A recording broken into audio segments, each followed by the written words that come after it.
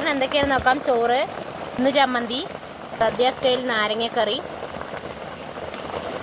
മുളക് വറുത്തത്, ക്യാരറ്റ് ഉരുളക്കിഴങ്ങ് ഉപ്പേരി, വാഴയ്ക്ക് ഉപ്പേരി, 2 ഉപ്പേരി, കറി വറുത്തരച്ച സാമ്പാർ. ഓരോ ദിവസം ഓരോ കറിയായിരിക്കും. ഇന്നിപ്പോൾ സാമ്പാറാണ്.